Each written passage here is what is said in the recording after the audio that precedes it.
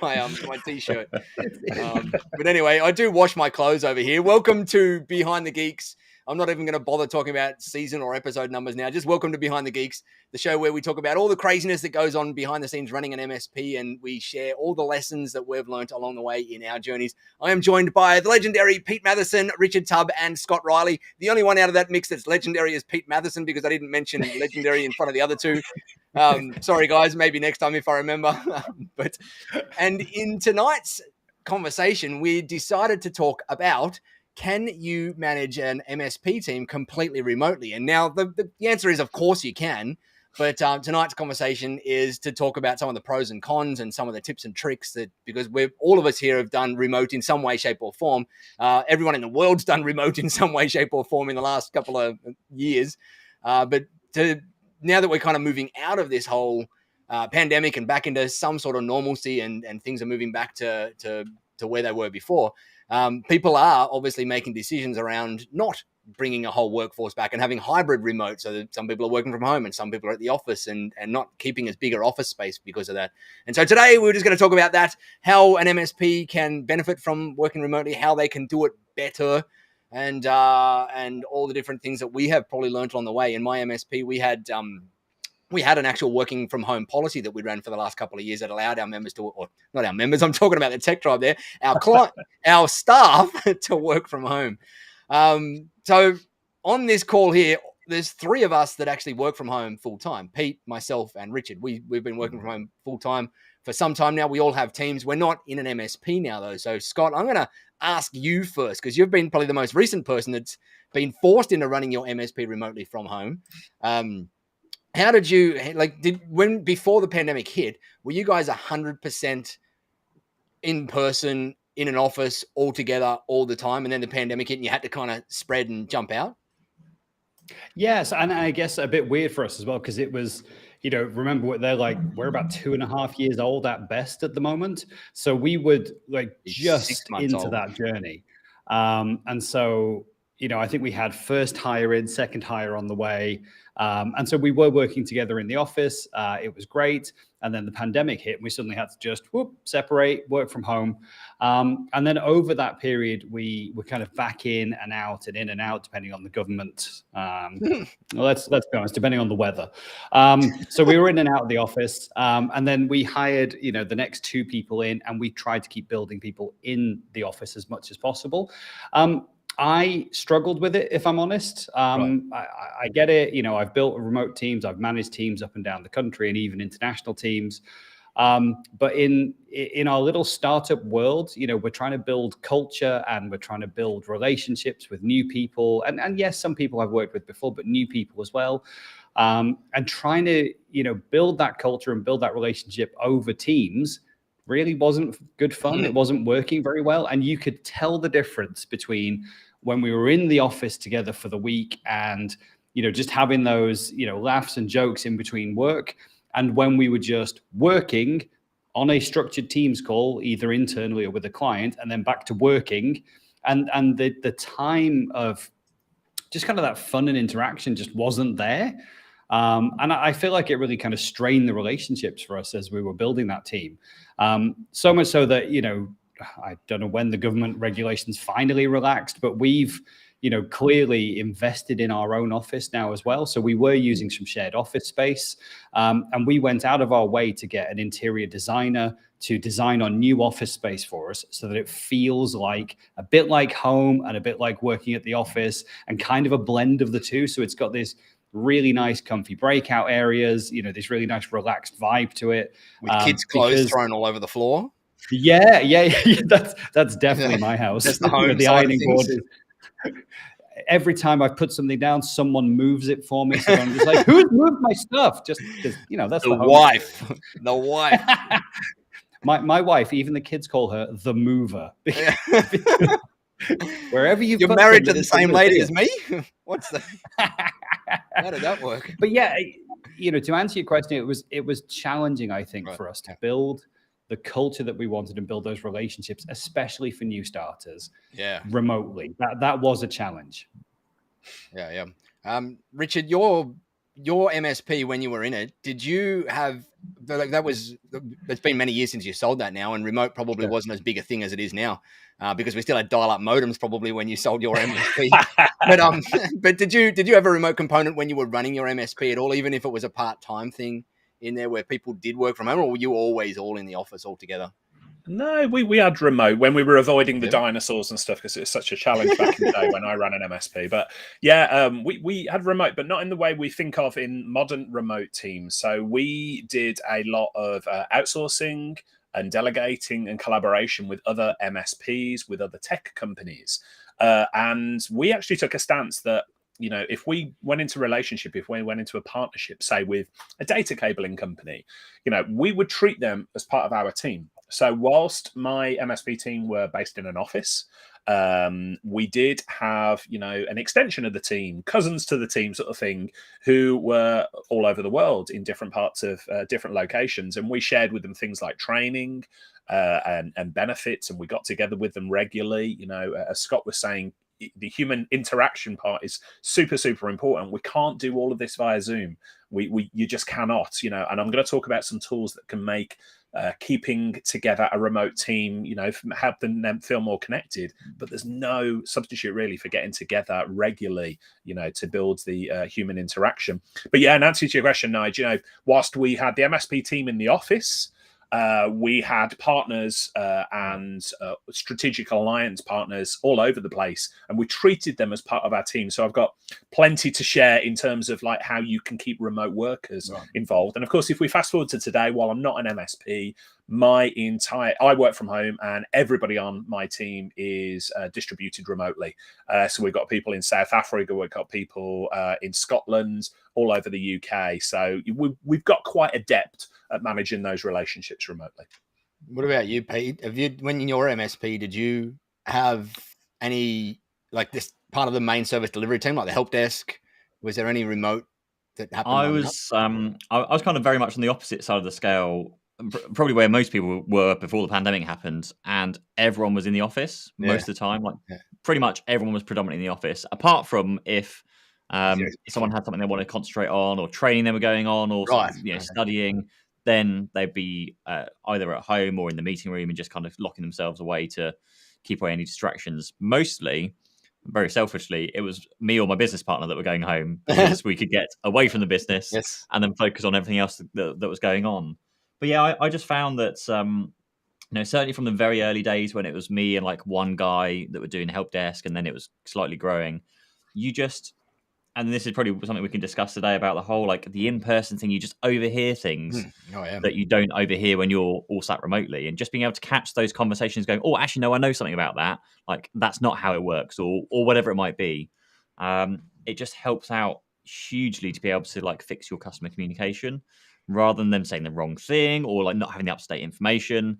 I just found that having people there physically in the same room, and I'm a big fan of the open office space, which I know is another contentious thing with maybe the open plan isn't as good as the cubicle working again. But I found in terms of information sharing and gathering, it's a huge benefit to have people in one place. Yes, if you need to focus, then have your time out and, you know, get yourself away and working from home. If you're delivering projects, then absolutely makes sense for that person to be kind of separated. And then there's the whole productivity point, because actually, yes, in a lot of cases, you are way more productive when you are kind of segregated on your own, locked in your own box at home, wherever it is. But it's just that information sharing. Yes, you can chuck stuff in tickets. It's not the same as just overhearing stuff in the office and catching those conversations and just the social aspect. I think there was times when our early days, just random things like table tennis tables, like just being able to take 5 minutes out, have a quick game of table tennis, let your brain think about stuff in the background. But then I know I've seen that, I'm sure you've all seen that popular meme or whatever it is going around of, you don't need to have Google offices to try and encourage staff to come work for you. Culture is not a table tennis table. That's the one. But it is part of it, right? It's just not what most people define as culture. Exactly. Scott's just I think an internal link of his shiny new offices, so we're all going to have to click on that in a minute to see it and get distracted. So I think that like where Rich was saying now, like the businesses we typically have, probably excluding Scott, are a lot easier to do remotely because there's less time sensitive, customer facing kind of work that's required, yes, you can outsource them. They can just kind of get on with the stuff they're doing and report back and send the data back. As an MSP, I'm in two minds. I think a lot of business owners are kind of a hybrid model, think could work. The full remote, it definitely does work because people are doing it. But I think I would personally struggle to deliver that. I just like having that in-person ability to information share and all that kind of stuff. Yeah.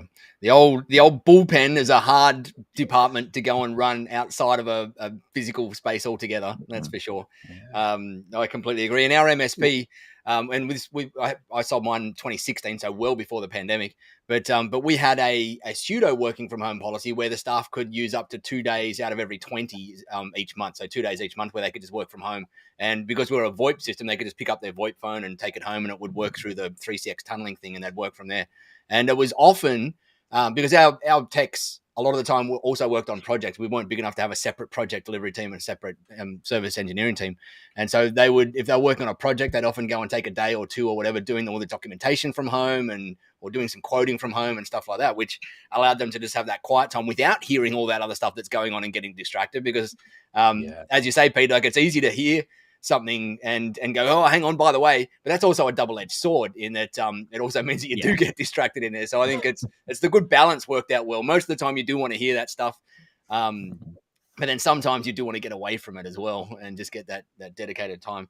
So in terms of culture, culture, obviously, in any business. When I first started out in business, I heard this term culture, and I'm like, oh, that stuff's bollocks. Like, just run a frigging business. You don't need culture.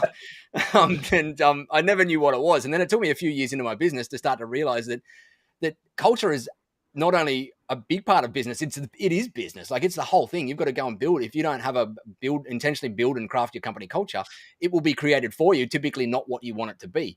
And so in the years in my MSP, our stuff was like focused on what is company culture to us and how do we maintain that remotely? Because we did have a part staff. We had some team over in the Philippines and when we had my MSP and a contractor over in the US as well. So we were kind of half, but our core team was all in the one office with the bullpen, dare I say, it was all in the one office. And so we had to do different things back then it was Slack because Teams didn't exist back then. That worked to create that culture of a remote workplace. And in our business currently, I've actually never met any of my team in person. Well, Richard works with us on the team, and Richard and I have hung out. But I've never met anybody on our team that I work with all day, every day. It's funny. We've been with some of them for 3 years now. And the plan was to have these amazing company retreat where we're going to hang out and whatnot, but then that all got kicked to the curb. So we're a pretty well functioning team in the tech tribe, but I've never met them in person. We speak every day on Teams and Zoom. But some of the things that we do for our remote team now is we've had the guys have got me into, not got me convinced, but got me into playing some online games, which I'd never done before. So we had a Fortnite game with the team the other day.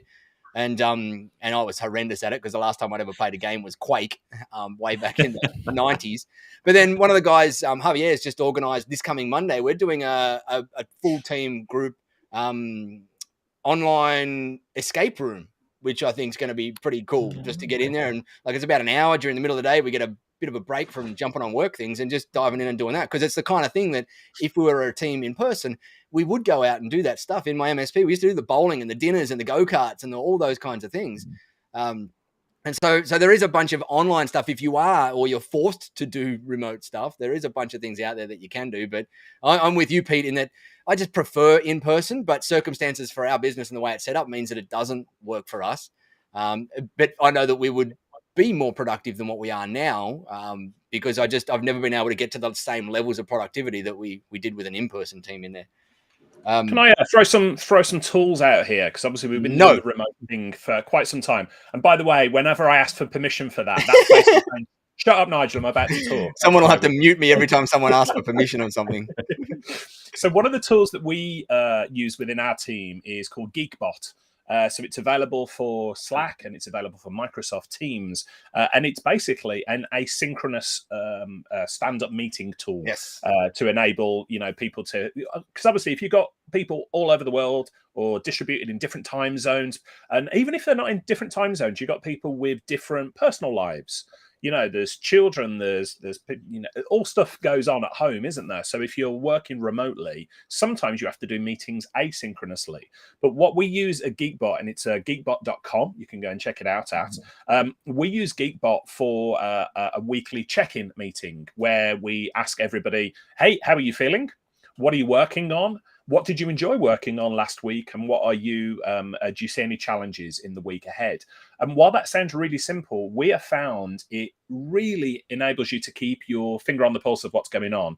So if somebody says, you know, how are you feeling? Do you see any obstacles this week? You know, they might put, well, actually, you know, this stuff is going on at home. And so then you know to step in and provide more support to them if needs be. So geekbot.com has worked very well.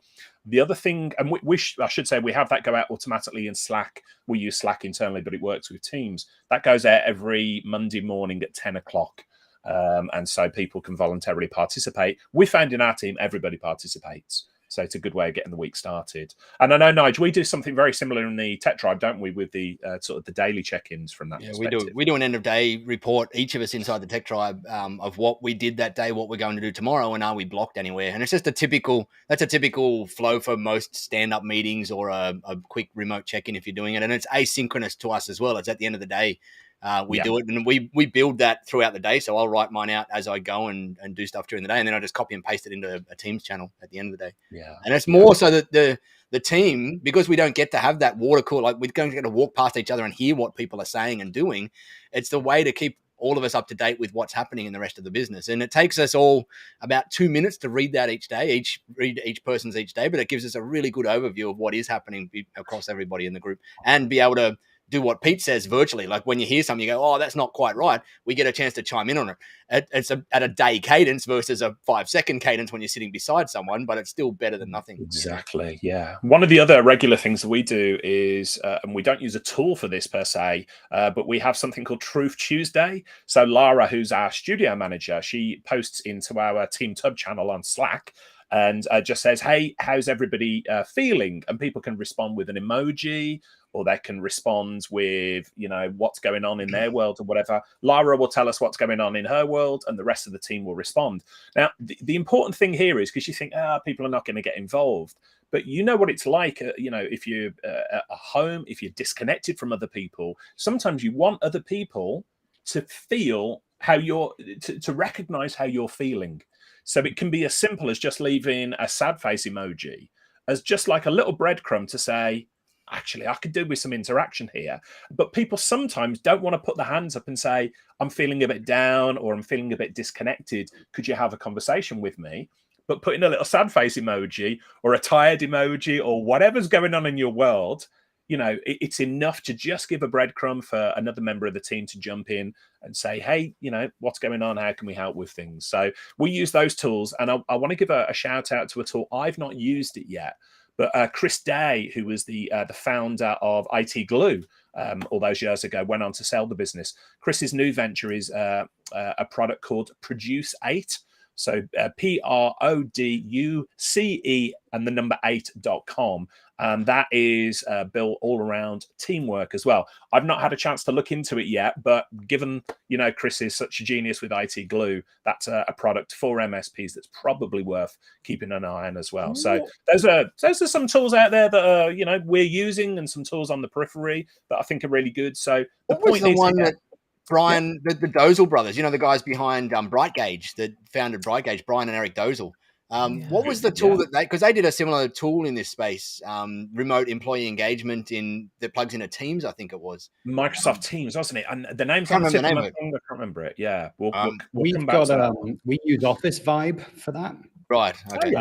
So Office Vibe has been really good for us because, again, and you know, I echo some of the comments that are coming in. Especially Bruce has made some great comments saying, look, you can't just whack some ping pong tables in and call it culture and beanbags. Nope. Equally, you know, we're going through and saying, you know, you need to decide what your core values are. And that's one of the things that we invested in heavily in our time was, what is it? And let's be fair, I've worked for some pretty crappy managers at some pretty crappy MSPs. Feel free to browse my LinkedIn. But the reason they were crappy was because they were PE backed, and they were on a track to exit within 3 years or 5 years. And so people were a commodity. They were not people. Yeah. The only thing that anybody ever gave a crap about at a senior perspective was EBITDA. And you could get sick of the number of times that people would say EBITDA. And in the business that completed 17 mergers and acquisitions over the period of time that I was there, EBITDA was the exclusive focus. And so people were not. And so every 2 or 3 years, they'd rewrite the website and put some slogans up and say, hey, this is the new company culture. And everybody who worked there just went, yeah, honesty and trust and yeah, and integrity. And integrity. Like, cool. So this latest round of redundancies, it's not pre-staged, right? You don't already know who's going. No, it's a fair selection process. But so, Bruce is bang on, and a lot of the comments coming in are the same. It's, and I guess we didn't necessarily mean to talk about culture. We meant to talk about remote working, but they are so interlinked. Oh, absolutely. They definitely like I say, one of the things we did here that is helping some of the tools that we've got is to set down what we think the culture of the business should be. And it's just simple things. It's not big, massive mission statements, but it's like, you know what? You're free to make mistakes in our organization because everybody buggers up and that's how you learn. But it's just simple stuff like that. We're honest. We give honest advice to our clients. And even if that means that they don't buy from us and they buy from someone else, that's cool because it's the right answer for them. It's not about us. It's about, who we serve. And so we've got those things, and we want to make sure people, understand and that it does genuinely reflect the heart of what we do as a business. And so right now we're in this split situation where we have, half of our team works up in Glasgow, half the team works here in the office. So I do have this, completely remote portion to our business, not to mention we have an outsourced service desk as well. So what we do to kind of make sure that we keep communicating, Office Vibe is a great tool for that. It sends out regular questions. Hey, how are you? How are you doing? Yep. How's your relationship with your colleagues? How's your relationship with your manager? Do you believe in the values of the business? And it asks for all these things anonymously and then kind of scoops it up and sends it through. And I think it's been really useful as a tiny business. Even when we were 2 people, I would have that tool in place. Not quite anonymous with 2 people, is it? yeah. But it immediately made me realize there are things about the business that we haven't even considered yet. As we got to 3 and 4 people, it was like, what do you think of your corporate social responsibility and your giving back to the community? And the feedback was, well, we don't do any. I was like, oh, yeah, don't. All right, let's figure that out. So that's been really useful. We do weekly stand-ups on a Monday. And so we make sure that we get the whole team together and we run through, any outstanding kind of serious incidents or tickets or anything that are, important that need to be looked at, any project work that's coming, anything that needs to be built. And out the back of that, we also then generate any references or clients, case studies that we want to do because we've just finished a piece of work. So we do that every Monday. And then every 6 weeks, roughly, we make sure we get the whole team together. And it's not structured. It could just be a social, but we get everyone together just so that we spend, 2 days together. And that gives us the opportunity to bounce all those things off each other as well, which is really cool. I guess at our scale, that's really practical to do. But it really helps just tie the team together because you can feel the difference in the relationship between, one of the new guys I say new, he's not that new, but one of the new guys maybe that's joined in Glasgow and has still got the mindset in some instances of the old business that he worked at. And so it can be very formal and it's, oh, hey, boss, do you mind if I just take these 2 days off? And I'm like, dude, just put it in the diary, make sure that someone else is ready to cover and away you go. We run unlimited holidays here. So just, as long as people know and your projects are done, and if you need to hand anything over, I'm cool. You don't need to ask my permission. We're all empowered to do this stuff. But it's just stuff like that where you want to break down those older mindsets when they've come from, one of these more traditional PE-backed MSP environments. And I find that just those get-togethers really help. Also, just having general nonsense calls, because we go from structured call to structured call to structured call. And we got to the end of a structured call the other day, and I was like, dude, how did you get on when you took your parents out to this fancy, football match that they were going to? And we just had a really nice chat, for like 10, 15 minutes or whatever. I mean, you've got to keep making the space for those because if you're in the office, that would just naturally happen. And what I was finding was with the remote team, and even when this entire team was remote, you were losing that relationship. Right. You were just going from structured call to structured call to structured call. you weren't having the serendipity, you weren't having the fun moments. And I just think it makes a big difference. I'm not saying everyone has to be in the office all the time. And in fact, we don't mandate that here. But we've just, built this great comfy space. And some of the feedback that we've got is, it doesn't even feel like coming to work because it's such a nice, relaxing space. It's not boring-y, cubically type stuff. And my undies are on. Shut up and let someone else talk for a minute. Yeah. Ray mentioned that same though. Mr. Ray Orsini is on the call here, which is a privilege for us to have him here, considering it's 4 a.m. or some stupid time for him. Although he said there that he wakes up early every day, and this is probably the most convenient live stream ever for him, probably because there's no distractions out there. But he was mentioning here that he's been completely remote since March 2020, and he's running a sizable business between OIT and the MSP world, and they do. One of my the things that I'm looking forward to the most with the team is going and having a team retreat where they go and they hire a house, or they go and hire a mansion somewhere, or you go and check into a hotel somewhere and get everybody together for once or twice a year. And that's where you go and have that fun and you go and enjoy stuff. And you maybe do a little bit of business planning in there, but you just get to know each other and hang out and surf or snowboard or whatever the heck it happens to be in person. I think that is awesome. He also mentioned an awesome thing in there that I saw was when you've got a certain size of a team is send multiple people to the same conference. So they get a chance to go to the conference and they get all the goodness of the juicy conference and hanging out and learning from that, as well as going and hanging and bonding with each other. And they might be able to share an Airbnb together or share a couple of hotel rooms together or something like that as well. So I think if you've got a sizable team where you can send 3, 4, 5 of your staff or more across to a conference together, that's another awesome way if you do have a remote team to get them hanging out in person. Well, we did that a couple of weeks ago with the Tech Tribe meetup in Edinburgh, and there was 3 of my team going to it anyway. So we said, the rest of the team, hey, come along. Obviously, the girls in South Africa, not so much because it's a bit of a jaunt across for them. But everybody else, we got together. We attended the Tech Tribe in Edinburgh. Then we went out for drinks and had a lovely meal the following day. Played some board games in a cafe, and then went out and got a little bit drunk on the evening in Edinburgh. So it was great, because many of the team, as you said, Nigel, had not met each other. I've met most of the team in person, but they hadn't. But for any MSPs watching, I would look for an excuse. I would look at the events listing, see what conferences are coming up, and saying, could we do a day before or could we do a day afterwards? I spoke to a very prominent UK vendor yesterday, and their senior team had rented an Airbnb by the side of the river near London and just got the senior team together to just, to work together, to brainstorm, to do stuff together as well. So I love Ray's idea of using conferences as an excuse, but also you can get an Airbnb, which is perhaps a little bit more fun than just having a hotel where everybody sort of disappears at the end of the day. So I love those ideas. And when you look around at Airbnb places, there is some freaking amazing places out there. And because you look at it when you compare it to the same price as getting like a bunch of hotel rooms for your team and whatnot. And it just makes so much sense to hire like these world-class, amazing, like 12-bedroom mansions all around the place. I've done similar over in Spain where there's some conferences. I've found some awesome ones over there. In Thailand, there's some amazing ones. Throughout the US, there is some amazing, amazing Airbnbs over there that by the time you throw a couple of hotel rooms together, it's the same price to get this awesome Airbnb, and you can hang out around the pool and hang out together in person. So I think that Airbnb is such an awesome thing.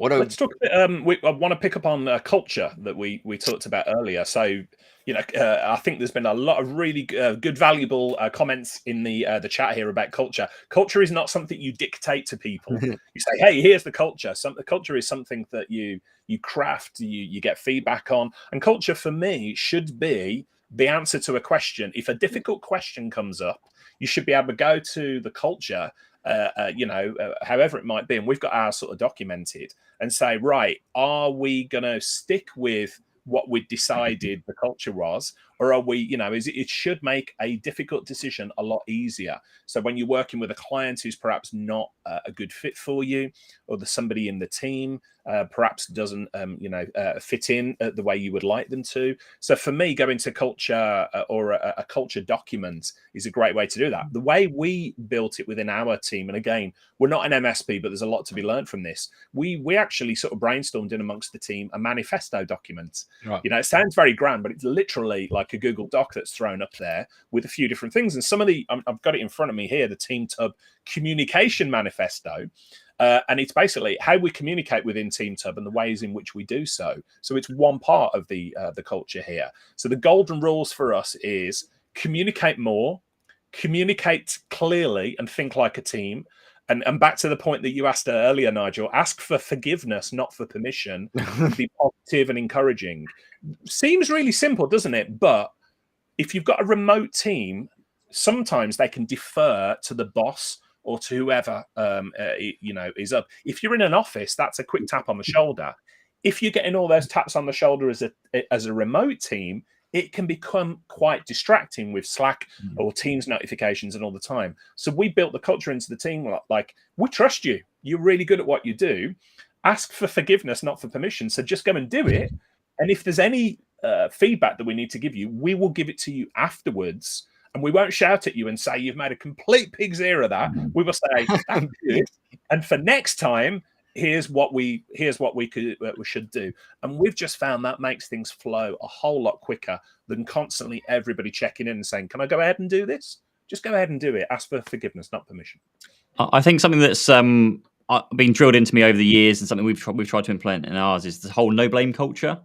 With that particular thing, which is even more important with remote teams, of when something does happen, and rather than looking at who's done it, where's it gone wrong, you actually, and I took it on me personally, of what have I done to put that person in a position to then make that mistake. So you're trying to then roll that back to, okay, what could I have done to make that different for them? How could I have changed that outcome? More training, more engagement, more communication, whatever it might be. So that's probably worth just highlighting particularly for remote employees, because it can get very, very, isolating when you're sat there on your own, like working remotely, and you make a mistake, and then you kind of sat on the idea going, I've made a mistake, I've screwed up, all these problems, and customer's going to hate me, boss is going to hate me, whatever it's going to be. So just trying to, really empower them to make those decisions, to make those mistakes, and say, hey, if you do, that's fine. Let's just look at fundamentally how we stop that from happening again. And there was something else there as well in terms of you're talking about like crowdsourcing your kind of culture and ethics when you're speaking to your staff and getting all your staff to get involved as well. I think it was Gino Wickman's Traction, where they go through the process of actually finding those values, where you bring all your staff into a room, they all write like a word or a few words down onto bits of paper, chuck them into a hat, you run them through and write them all up on the board. And you literally try and whittle that big long list of those words down or phrases down to like the top 3. And then you try and whistle those top 3 down to like a 1-word top 3. And that was a very, very big challenging thing that we started to do in our MSP. And we simplified down our kind of values down even further to literally, it was like, do good work. Don't be a dick was one of them. And I can't remember what the third one was, but those kind of things. And we had those written into our like corporate values. We had like a document drawn up where, when we did our like appraisals and check-ins and those kind of things, is the work they're doing in line with the corporate values? You can fairly easily point out when someone's being a dick in your MSP. If they're not being friendly to colleagues, to staff, to customers, if they weren't doing something properly, if they weren't going that extra step further when you kind of thought that it would be a natural step further, because it's just one of those, you kind of left a hole in something. So that was quite fun to have blunt staff values like that, because everyone gets it. Rather than kind of the wishy-washy, the ones we talked about before, those kind of things. Honesty, integrity. Like, who are you going to work with? It's like, we in culture of being dishonest and not being not having high integrity. It's like, get rid of it. Come on. But I love that. We've touched on Gino Wickman's Traction like before, going through that process, the right bums and the right seats, which I think is an even more important process to go through with remote workforce, to make sure people are doing the right work in the right areas. Maybe they're good people, they're just on the wrong part of your business. That's great exercise to go through. Two of the pros that I see with remote teams is it forces you sometimes to get better at understanding your metrics in there and knowing what your KPIs and your metrics are for your team, because it's often one of the only ways that you can manage people versus sitting beside them and knowing whether they're doing a good job or not. And so in the last, I think it was about 2 years that I had my MSP, I did work remotely. I moved 3 hours away from my MSP, like way up north to a farm. And so I did work remotely from the MSP for a fair bit of time. I used to come down to Sydney once a week for 2 nights, and that sometimes I didn't come down at all. But it forced me a little bit more to to start to understand my numbers, to know when people are doing good things or where they aren't, because I'm not in the office anymore and I couldn't manage them like I was previously. And it changed the way I managed people. But it also, on the flip side, giving me that separation from the business as the business owner that started off with everything being in here, helped me figure out where the gaps were as well in our documentation and our processes and our enablement of our team and how they knew how to do things. And so the pros I see of having a remote team can really highlight all those inefficiencies that you might have in your business that are kind of being band-aided by being in person. And so I think sometimes it's beneficial just to get out and do the remote even for a period of time. Like I think that's what COVID's done for all of us, is forced you to see and shine a spotlight on all of those areas where you do have crappy documentation, you got crappy processes, and you're not managing your KPIs as best as you can, and you're managing your team's performance based on sticking your finger in your mouth and putting it up in the air to see what way the wind is blowing. And so I think there is absolutely pros to it. And very briefly, those in the comments, I'd love to ask if you're watching this live, leave a comment in the chat of what positives you've seen from going remotely, because I've heard some really interesting stories of like businesses that have had problems like internally when they've all been working like in the same office, and some of those problems have vanished since going remote because being able to focus, you've been able to actually help to separate from your team, get rid of the distractions. Just would love to see if anyone's got any particular scenarios they'd like to give us to have a chat through. Nigel, to your point about this, Nigel, I think this is absolutely fundamental, and MSPs are a little bit different in this respect, but bear with me on this one. So like typically as employers, we have hired people and said, you are going to work 8 hours a day or 40 hours a week or whatever. And then the pandemic came along and it's like all hands to the pump and working all hours and doing whatever. And then things change. And of course, now, I alluded to it earlier, people have got home lives and they've got children and they've got all sorts of things going on.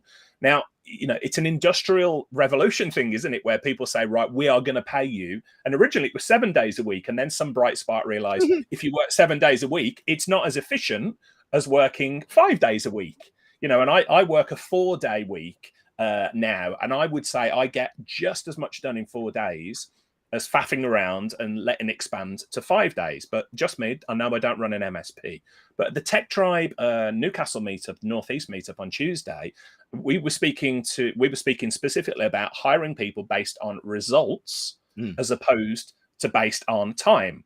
So instead of saying, hey, somebody, we're going to hire you for 40 hours a week or whatever, it's literally, right, here are the 3 things or here are the 5 things that your job entails. You hit those results and we don't care if you work 1 hour a week or, if you shouldn't be spending 100 hours a week on it, but you get the idea. Now, I know for MSPs, ever so slightly different because we've got service desks and we've got to be reactive and we've got to work the same hours as our clients. But if you're working on, say, a project or business development or any of those things, I really don't see that we should be hiring people for a 40-hour-a-week job when we can say these are the results that we want from you. So I'm intrigued as well. I think we talk about the great resignation that goes on, and everybody's talking about, they're quitting the jobs because it's crap and I don't want to work for somebody who forces these ideals on me. And people are looking for that flexibility. They're looking for the idea that they can be rewarded based on the results they bring rather than the time they put in. So I'm intrigued, everybody in the chat as well. Are people starting to hire based on results-driven roles as opposed to just time-driven? Slightly different for MSPs, isn't it? No, it is. But I think outcomes is a massive part of how you need to get your team focused, because as you pointed out with your 5-day analogy, what is it? The task will expand to fill the amount of time available. Is that Parkinson's Moore's law? It's somebody's law, isn't it? Parkinson's, I think it is, from memory. But I think being focused on outcomes makes a huge difference than focused on time. And, I struggle with this sometimes when we work with clients and we say, look, typically this project will take about 5 days. It won't take 5 elapsed days, but it will take about 5 days of effort across a period of time. We'll charge you for a fixed price project because we know this is typically how much effort it takes from us. And that generally works really well because we're talking about an outcome. This is the outcome of the project. This is the amount of time we expect it'll take, plus or minus, that's on us, but we'll commit to this fixed price for it. And then you get the others who go, no. I want to know it's exactly 10 days and I want a timesheet for every single hour of those 10 days. And you're like, cool. this isn't really how we work. We kind of work on outcomes because It's you not know our I guess culture, sometimes Scott. It's not our culture. yeah, but sometimes we win. Right? Sometimes we win. We say, hey, we think it's going to take 5 days, and whatever happens, we manage to absolutely blitz it in 3, and cool, that's okay. We the outcome was what was important. Sometimes we get it wrong. Sometimes it takes 6 days, but you know what? We chew it up, learn from it, improve our processes, and then we go back next time knowing, hey, we'll get it right on the next time. So I think being outcome based is very important. I think that's challenging right now maybe to hire for. If I think about that in me taking on the next consultant maybe that comes in, can I really hire them for outcome based? No, is the honest answer, because our level of projects varies from week to week. You know, we might be absolutely stacked with projects and we might be really quiet. And in those quiet periods, what we're doing is getting those guys either upskilled, trained, or we're making videos to share our knowledge with other people. And so we're using that time really effectively.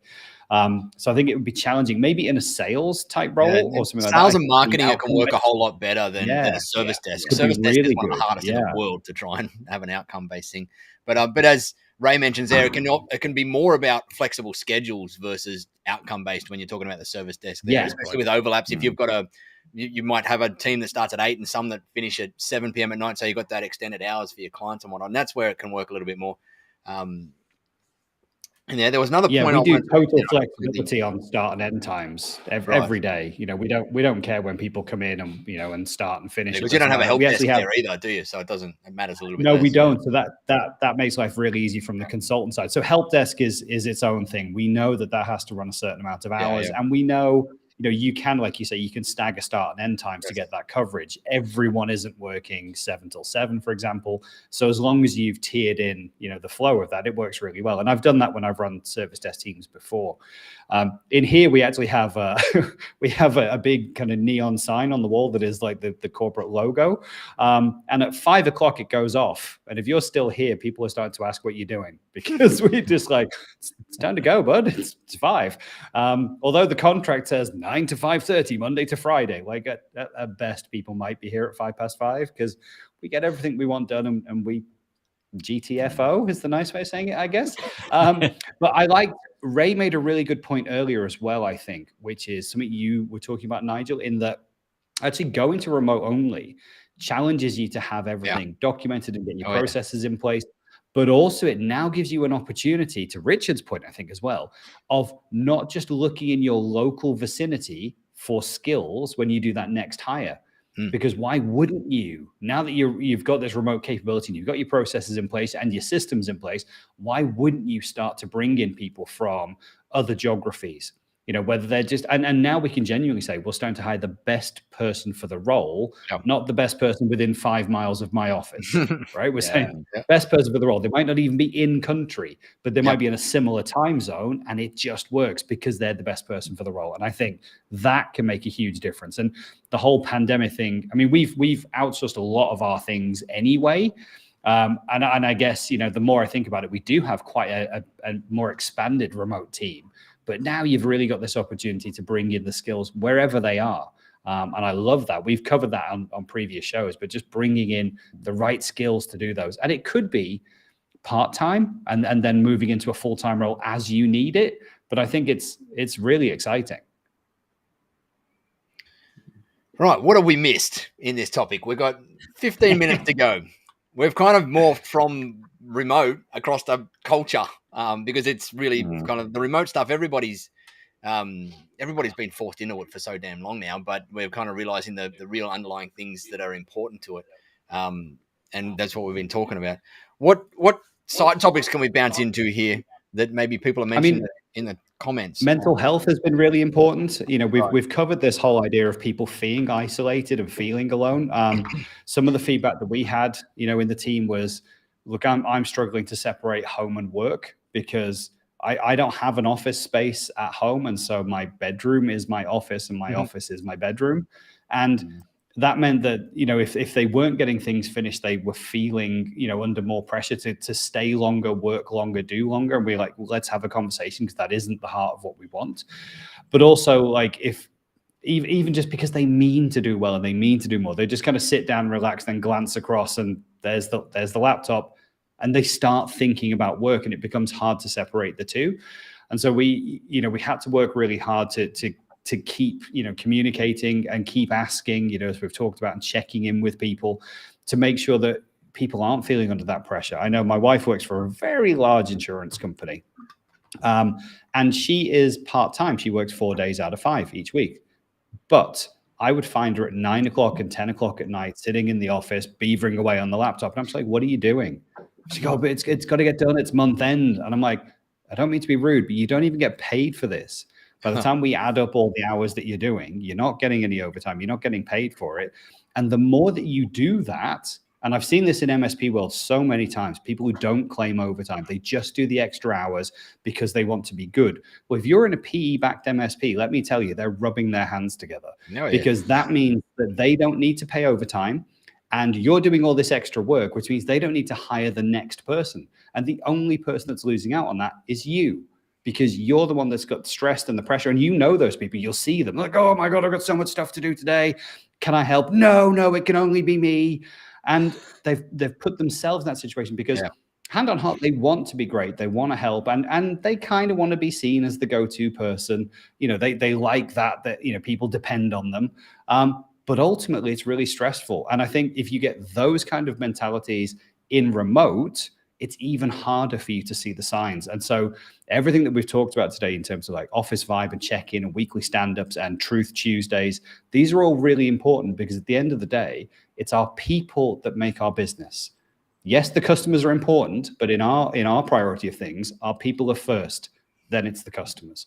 If we take care of them, they're going to take care of the customers really well. And so I think this whole thing is, yes, remote is great. Yes, it can work. Yes, you can have remote teams, but you've got to have great people processes to keep in touch and keep the personality together. Talking about keeping in touch, Ray mentions a point that I did want to talk about before as well, is what's the cadence of keeping in touch with your team, and what sort of formal different meetings or structures do you have in place for that? And he mentioned here that he has, I think it was weekly. Yeah, was it weekly he's talking about? Weekly one-on-ones with the team. And so we do weekly one-on-ones with all of the guys on my team. I do a weekly one-on-one with people that report direct to me. And we follow a very similar process to the traction model that you were talking about before, Pete, and the manager tools model as well. Manager-tools.com has got this great one-on-one process. And we follow that loosely, but we also do whatever you guys mentioned. On Mondays, we have our team meeting, and we loosely follow the Tractions Level 10 framework for that, but we've tweaked it to work with our business a little bit. And that's every Monday, 11:15 in my time. It's different for those guys because they're all around the world. And we jump in and we go through this meeting, and the goal is to get it knocked out in 90 minutes every single time, because that's a typical level 10. And we normally knock it out in 60 to 75 minutes every time nowadays. We're kind of starting to get good at it, which is good. But that works really well for a remote team. And we actually found that the reason we're doing some more of the social stuff, like having games and the online escape rooms and stuff like that, is that we found that we just wanted to hang out a little bit more and talk to each other. And it came to a head on a meeting maybe about 2-3 months ago, where we realized we were 90 minutes into the meeting and we hadn't stopped talking about food yet. And we went, oh, hang on. We've been all four. There was 4 of us on that particular call, and we just talked about food for literally 90 minutes straight. We started off the meeting and went straight into that, and we went, but it's also like it was a good thing, and I was happy to let it go, because it's good to have those kind of things in person. We just needed to get a little bit more of a formalized structure to it, so that we didn't let it happen every single week in there. I was going to ask, how do you do that with the remote meetings? Because we used to do one-to-ones, and I love them. Like being able to physically go out, and for us, it was having like in a very informal like a pub place as well. So we go to a pub, have a beer and a burger, chat, and just see how they're doing, what's going on in their life. When you have a remote meeting, it feels like you've got a topic. You have to discuss something in that meeting. Otherwise, it feels like a waste of time. So how do you get back to the kind of you're having what feels like a waste of time because you're just chatting about food or whatever it is, but everyone still feels like they're getting value and they don't feel like they've wasted their time at the end of it. How do you do that on like a remote meeting? For us, as I said, we follow that manager-tools.com framework, where it's mostly about them, what they're working on, what they need help with, etc. There's a bunch of pointed questions that you can use that are inside that framework. So you can still draw out like the personal stuff that's going on in their lives. and you kind of stick it out, and then And then we also, like in each of our departments now, we've built up our metrics that we monitor in there. And so there's an agenda item on each of our things where we bring up and go, okay, let's have a look at our metrics. And then we also bring up as another thing, what are the projects that are happening at the moment? And how are you going with all of them? Do you need some help? What are we going to do for the next new projects that we need to bring up into your, float up to the top of your plate at the moment? And we do a lot of that in ClickUp now. We're starting to, it's our project management tool, and we're starting to get it in a somewhat of a pretty solid state to be able to do that stuff where we have ideas separated into a certain area. And then when we realize we've got some capacity in a particular department, we'll go, all right, what's the next idea that we should dive into? And we dive in a lot of that stuff. And then about typically once every 4 weeks, we dive a little, I will dive a little bit deeper with the person into things like what are they struggling with? How are they giving them some pointed feedback on different things and whatnot. But I've found that, I have to keep these things pretty loose in terms of an agenda. So we've got our agenda that we run through in them that we've kind of crafted and created ourselves over time, and it's grown organically. But we still keep it pretty loose because just stuff changes and things change, and my priorities change. I'm one of these guys that likes changing priorities quickly, pretty quickly, and it frustrates the team sometimes. I know that, and I've got to work at it and whatnot, but. We keep it pretty loose because of that, so that we can move and be flexible and change around. And the guys know that it's not going to be this crazy structured, regimented thing that we dive onto every single week that gets boring as all hell. And quite often, like even 2 weeks ago in one of the one-on-ones, we went for an hour and a half talking about culture of different countries. We keep them loose like that, and we just I've had hundreds of hours on these one-on-one calls where we've talked about crap, but that's I'm the kind of guy that I just love hearing people's stories and things about them and understanding what fires them up and what doesn't fire them up and demotivates them. And we'll spend hours talking about that stuff sometimes. And that's part of, it's probably not highly productive on the front end because we're wasting time, but it's better on the back end, I think, because we've built these deep relationships, and I've built deep relationships with the guys on my team. And we all know and love each other and work beside each other and support each other because of those conversations as well. It's about a balance as well, though, isn't it? Because a lot of people get fed up of doing, they're like, oh my God, I've got to do a one-on-one with the boss. And it's like another Zoom call, you know? So one of the ways that we've tackled that, and, you know, I truly believe this is the future of how we should be doing business. You know, we've got people in different time zones. We've got people with different priorities, different personal lives. So we do a lot of asynchronous communication now. And what I mean by that is, so our one-on-ones is quite often, if somebody wants to catch up, absolutely fine. We can schedule that and do it. But I do a lot of WhatsApp video messages and Vidyards and things like that, just sending a message. And it's not talking about work. Well, sometimes it typically in the format, I'll thank them for something they've done really good recently. And then I'll check in with them out. Hey, how are the kids? What's going on with this in your personal life?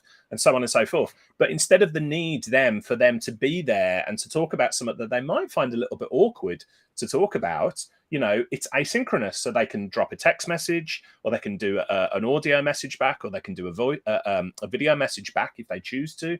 We found that works really well. And it's also, you know, keeping in touch with people in different time zones. You don't have to try and schedule people up. You can just fire across the message, and then when they're ready, they can fire something back to you. If you then need to jump on a synchronous meeting, go ahead and do it. But the other thing I wanted to throw out there as well, Scott, you were talking about like culture and people working long hours. Well, you know, obviously I'm not an MSP anymore, but we've got people in the team who are world class at what they do, and they work whatever hours they want to work because we're all results driven. So one of the things that we have noticed was creeping in is some people are night owls and like working, you know, evenings. Me, I'm up and at it first thing in the morning. I also reserve the right as a business owner. I'll get excited about stuff. I'll do stuff on a weekend if I choose to.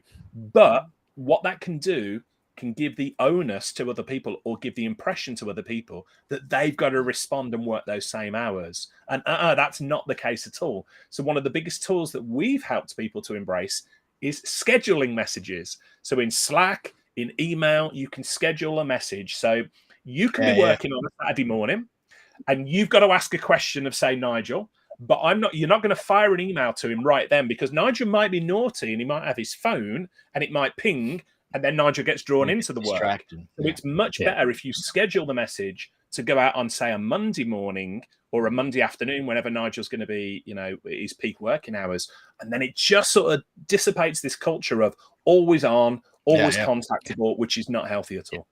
We found out the other day, and it's just because of the way I built the business, that most of the team don't even have Teams on their mobiles or their email on their mobiles. I didn't even think about it. It's just that I only want the guys to work when they're sitting at their desk working.